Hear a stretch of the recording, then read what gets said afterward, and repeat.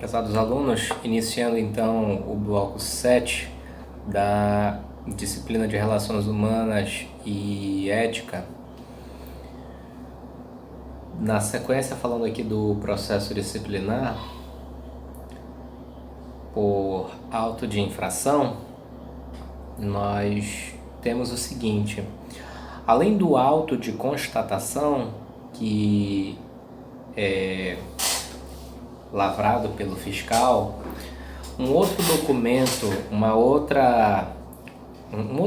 que é produzido no contexto desse processo disciplinar é a notificação de apresentação de documentos. Só um detalhe que eu não ressaltei, que os direitos autorais dessa aula pertencem ao ITED. Pois não, prosseguindo. A notificação de apresentação de documentos, ela é apresentada pelo fiscal quando o fiscal do Cresce, ele quer ter acesso, quer ver determinados documentos necessários aí à fiscalização. Nessa hipótese, a pessoa notificada, o corretor de imóveis notificado, ele tem o prazo de 5 dias úteis para apresentar essa documentação no Cresce. Aquilo que eu expliquei a vocês quando falei nos blocos anteriores de ética, que se o corretor de imóveis ele não apresenta, ele está sujeito a incorrer em infração disciplinar. Se ele apresenta fora do prazo, ele também está sujeito a incorrer em infração disciplinar. Então, se for solicitada a apresentação desses documentos, do documento que for, o corretor de imóveis ele deve entregar no prazo de 5 dias úteis. Notem, senhores, o único prazo previsto aqui no processo disciplinar em dias úteis é este prazo aqui, o prazo para apresentação de documentos.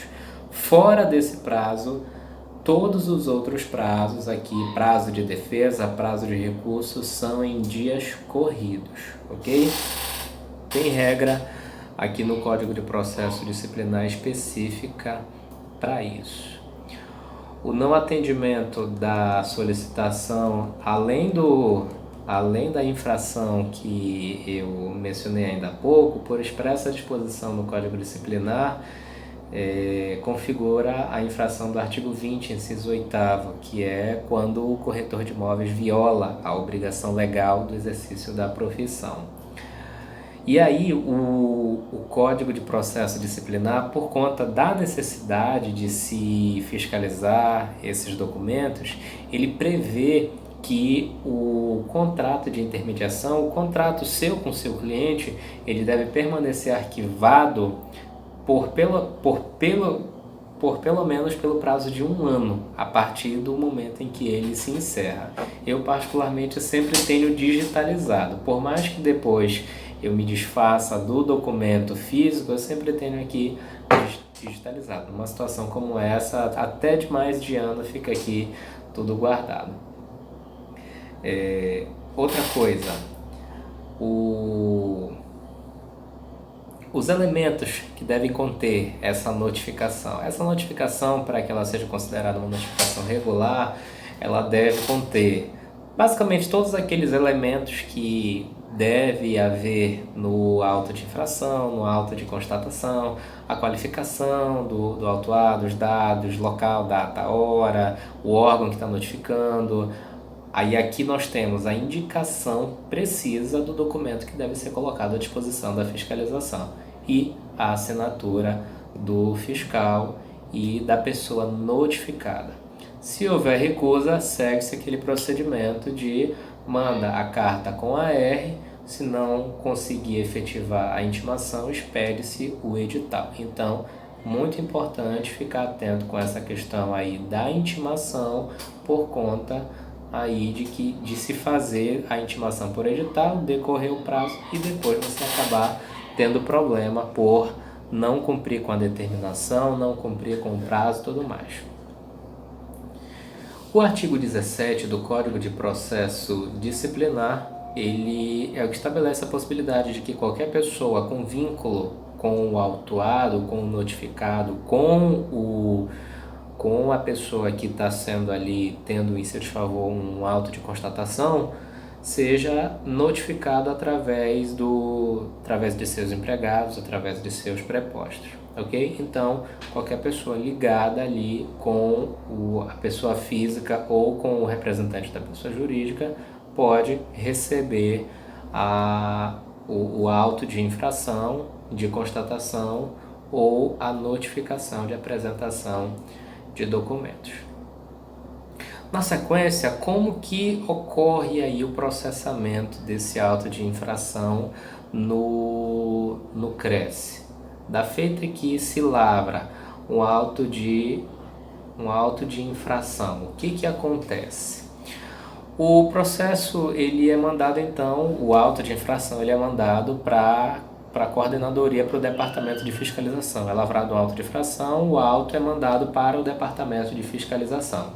O departamento de fiscalização, ele faz o seguinte: com a primeira via do auto, ele forma o auto, um processo disciplinar, um caderno processual, né, certificando se o autuado ele já foi penalizado antes pela mesma infração.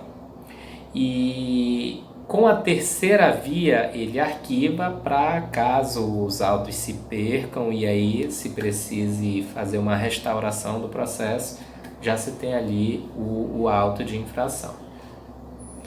A outra medida que o Departamento de Fiscalização adota, nesse caso, é determinar a juntada de eventuais documentos que não tenham sido anexados, que não tenham sido juntados pelo autuante, pelo fiscal que autuou, né? E eventuais diligências que sejam necessárias para a instrução do processo. Todas as vezes que nós falamos em instrução do processo, nós falamos do aspecto relacionado a produzir provas, produzir os elementos que possam configurar ou demonstrar que não ocorreu uma infração disciplinar. A outra situação que acontece aqui e que é realizada pela Coordenadoria de Fiscalização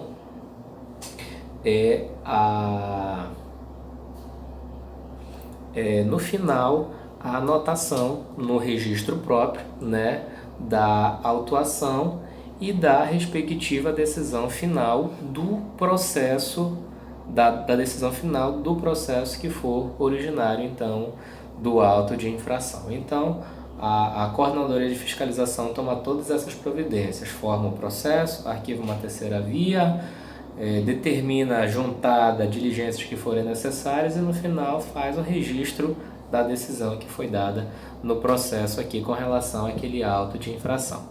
Muito importante, esse processo aqui, ele é estritamente de natureza escrita, daí porque nós temos o auto de constatação aqui. Não entendi nada, professor. Isso aqui quer dizer o seguinte: não se permite produção de prova testemunhal ou qualquer outro tipo de prova que não a documental e a pericial nesse processo. Então, o processo que se inicia através de auto de infração, as únicas provas que são permitidas são as provas documentais. Professor, e se eu precisar de alguma situação de uma testemunha para prestar depoimento, o que eu faço? Faça o seguinte, faça a pessoa assinar uma declaração, reconhecer a assinatura do cartório, pronto, você tem lá uma prova documental. Ao invés de ter a situação em prova testemunhal, você tem ela em prova documental. E aí vai da análise do julgador. Então, uma vez que o Departamento de Fiscalização tenha adotado todas essas providências aqui para a organização do processo e o corretor de imóveis, supostamente infrator, tenha sido intimado, né, segue-se aqui então o prazo de defesa. Essa defesa do corretor de imóveis ela é apresentada no prazo improrrogável de 15 dias. Em 15 dias, o corretor de imóveis, a partir do momento que ele recebe o auto de infração, ele apresenta a sua defesa. Ou então, a partir do dia que termina o prazo que é fixado no edital, tá? o corretor de imóveis deve então apresentar a sua defesa. Essa defesa, o corretor de imóveis ele pode juntar documentos, pode juntar ou não documentos. Se ele juntar documentos que não forem os originais, ainda que sejam em cópias autenticadas, diz aqui o Código de Processo Disciplinar que esses documentos eles podem ser solicitados, os originais, para conferência lá pelo Departamento de Fiscalização. No prazo da defesa, o corretor ele pode ter acesso ao processo lá no Departamento de Fiscalização. Via de regra, essas cópias elas são feitas lá mesmo no Departamento de Fiscalização, a cópia do processo para o corretor poder fazer a defesa dele. Após o prazo da defesa, com ou sem a defesa, o processo é então encaminhado, nesse caso aqui, nesse tipo de processo, processo do auto de infração, o processo é encaminhado para a assessoria jurídica para parecer. Tá?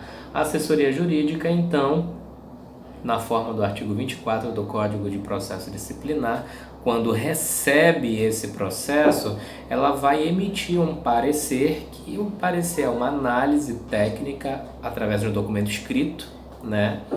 No qual os advogados eles analisam o auto, analisam a defesa que foi apresentada pelo corretor de imóveis ou pelo advogado, pelo defensor que ele constituiu para defendê-lo, as provas que foram produzidas, e ali o advogado do Cresce, como assessor jurídico, ele se manifesta conclusivamente após essas análises pela procedência ou improcedência da autuação, ou seja, se é para o corretor ser penalizado ou não.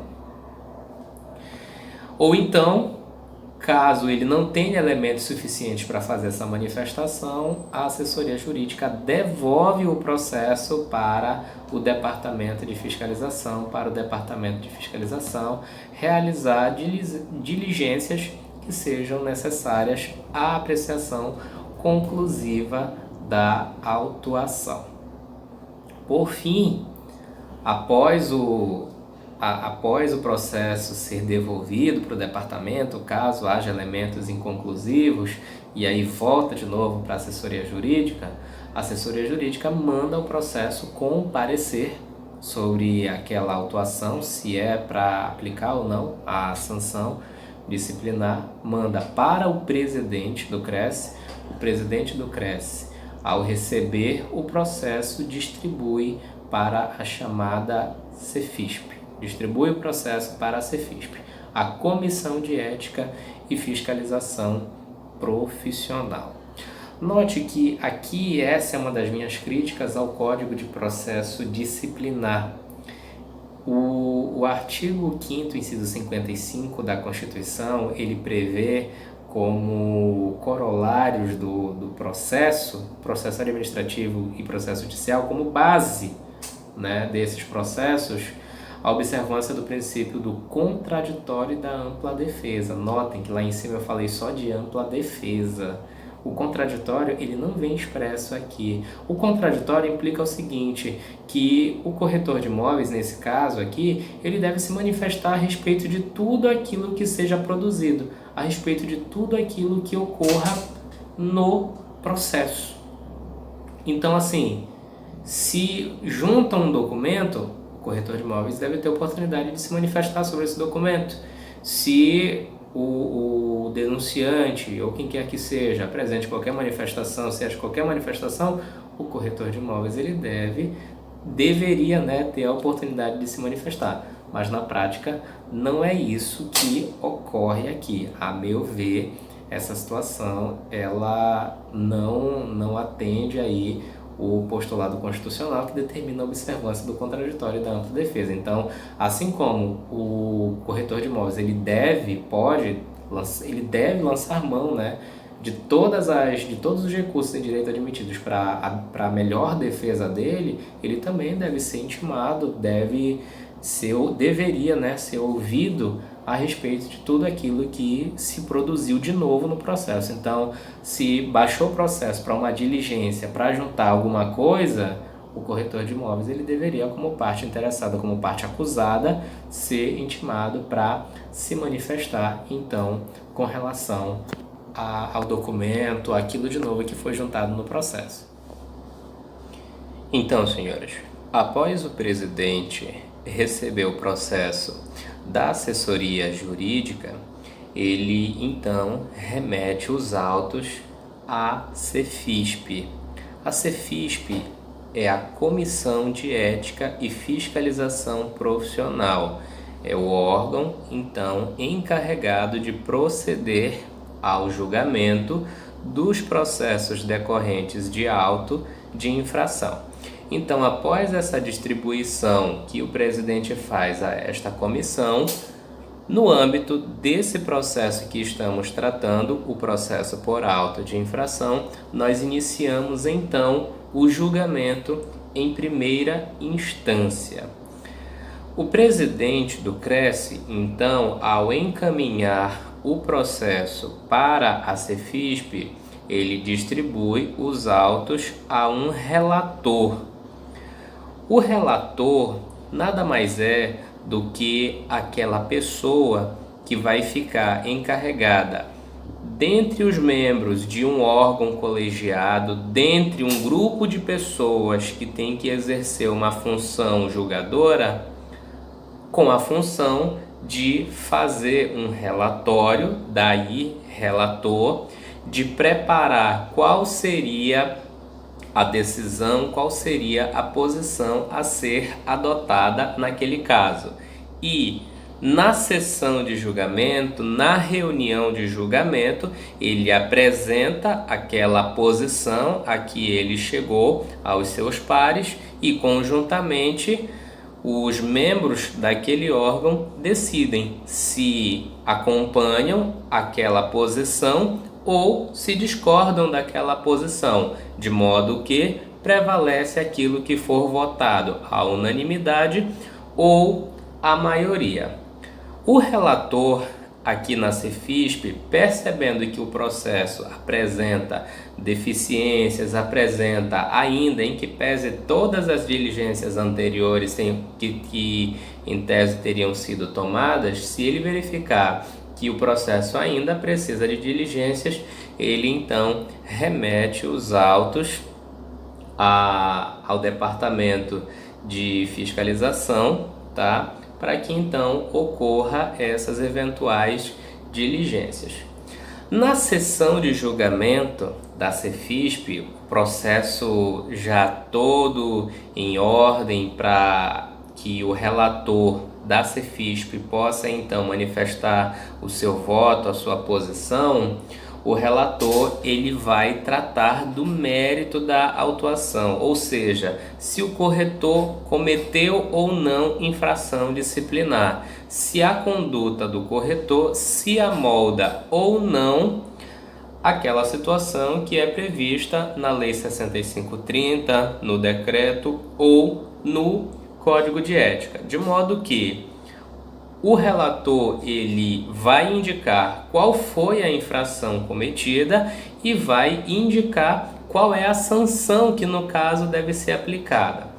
Por que é o relator que vai indicar? Isso porque, como eu mencionei nos blocos anteriores, aqui nós não temos uma especificação detalhada de qual é a sanção que deve ser aplicada a cada infração disciplinar. A única coisa que nós temos é uma classificação das infrações disciplinares em graves e leves e o rol das sanções que são previstas, como eu expliquei, que pode ser desde a advertência até a cassação, até a perda do registro profissional. No julgamento que ocorrer lá na Cefisp, como eu falei, o relator vai apresentar qual é o relatório, vai fazer um resumo aos seus pares do que é aquele caso e vai dizer qual é a posição que ele vai adotar. Essa decisão conjunta tomada por todos os membros da Cefisp, ela é registrada num documento chamado acórdão. Então, todas as vezes que vocês ouvirem a expressão acórdão, isso se refere a um documento que reflete uma decisão que é tomada por um conjunto de membros de determinado órgão encarregado da função de julgar. Essa determinação de que do julgamento se extraia um acórdão, ela consta no artigo 17, parágrafo 1º do regimento interno do CRECE, no qual, para esse contexto aqui de processo disciplinar, eu não vou me aprofundar para que a matéria não fique demasiadamente extensa. Todavia, convém ressaltar que o regimento interno do CRECE ele traz disposições a respeito do julgamento de processos no âmbito do CRECE, em especial nas instâncias acima, no caso aqui o plenário. De igual modo, o regimento do COFES ele traz disposições a respeito da ordem de tramitação e julgamento dos processos lá no COFES, lá no Conselho Federal. Pois bem, após o julgamento, a decisão ela é comunicada da mesma forma como nós já vimos, por AR, ou por servidor, ou por edital, ao corretor de imóveis. Se a decisão da Cefisp for por absolver o corretor, entendendo que não houve infração disciplinar, o corretor de imóveis segue o seu caminho livremente, como se nada tivesse acontecido, sem nenhuma implicação. Ele está livre do processo e de qualquer sanção.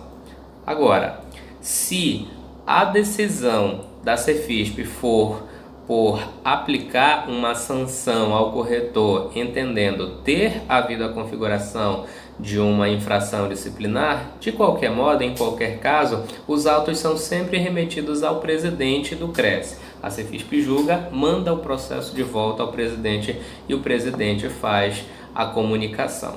Então, se a decisão for pela aplicação da penalidade, o presidente, através de ofício, faz a comunicação ao corretor de imóveis e o corretor de imóveis ele pode recorrer daquela decisão ou então aguardar que o Departamento de Fiscalização proceda a todas as diligências necessárias para a execução da penalidade. E se o corretor de imóveis ele não concordar com a decisão, achar que a decisão foi injusta ou incorreta, ele pode então recorrer.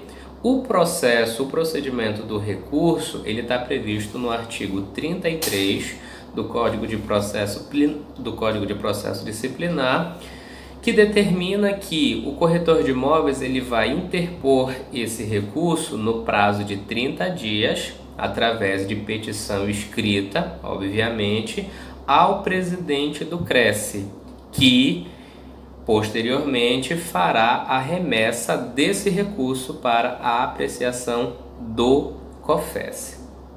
Um detalhe aqui importante é o que consta no artigo 34 do Código de Processo Disciplinar, que prevê que o presidente ele pode, ao receber esse recurso, atribuir a ele um efeito de pedido de reconsideração ao plenário do CRECE.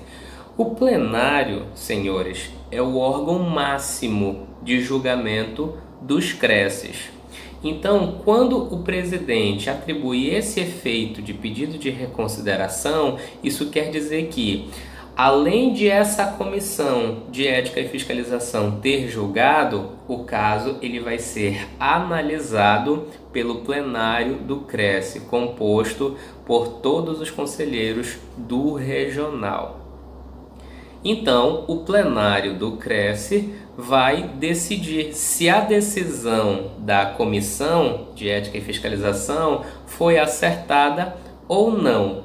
Se entender que a decisão não foi correta ao caso e que é o caso de absolver o corretor, que não teria então cometido infração disciplinar, o plenário decide por reformar a decisão, e aí a decisão do plenário, ela é então comunicada ao corretor de imóveis através de ofício.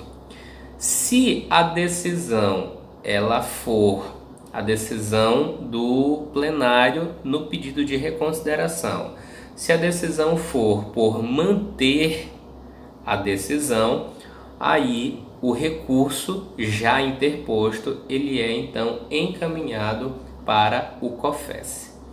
O presidente, ele pode entender também por não levar o caso à apreciação do plenário. Nessa hipótese, ele encaminha diretamente o recurso ao COFES. Ou seja, se o presidente percebe que a matéria ela pode vir a ser melhor reavaliada ali naquele CRES, ele então submete os autos à apreciação do plenário, através do pedido de reconsideração. Se entender que o CRES já tem uma posição formada a respeito daquilo que não muda a decisão da Cefisp, então ele remete os autos ao COFES em atendimento ao recurso interposto pelo corretor de imóveis.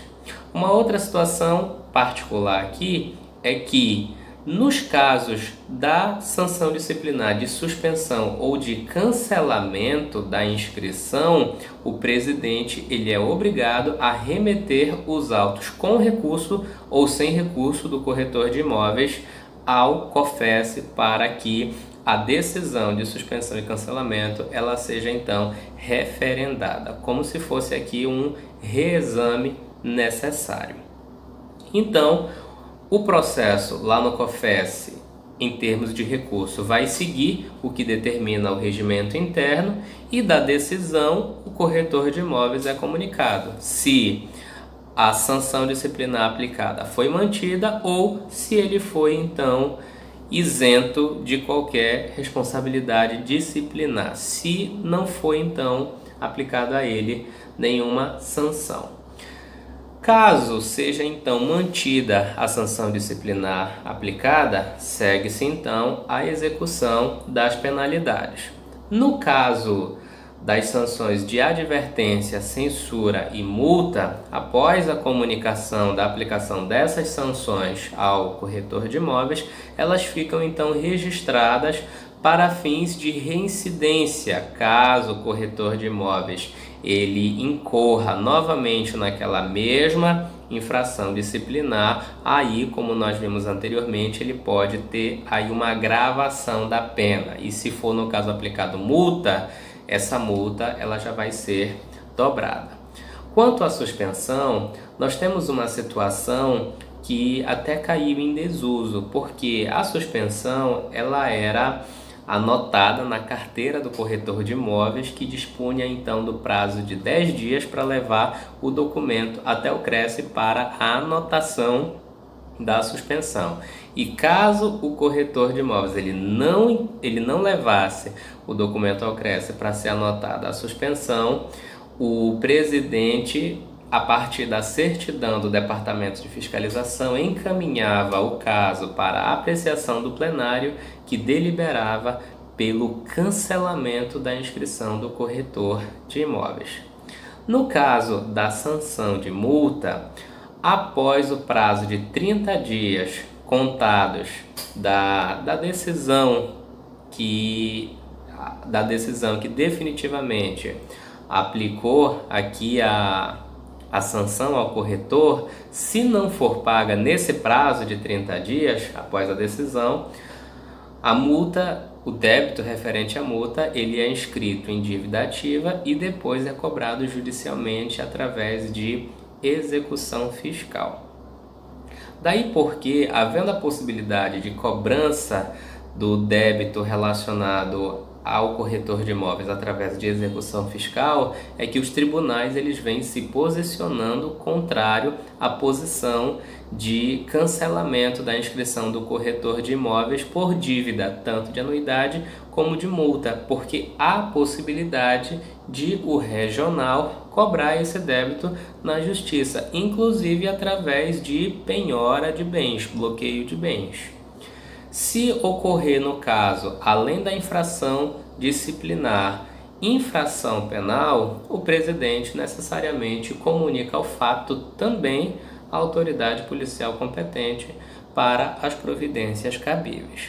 Desta forma, senhores, é que tramita o processo disciplinar referente às infrações que são verificadas através de auto de infração. Essas são as regras pertinentes ao julgamento dos processos decorrentes de auto de infração, quando o fiscal do CRECE vai até determinado local e constata a infração, em tese, a infração cometida pelo corretor de imóveis. Na sequência, nós vamos ver as regras referentes ao processo disciplinar por termo de representação, quando alguém comunica o CRECE, alguém que não é um fiscal, comunica ao CRECE a suposta ocorrência de uma infração disciplinar.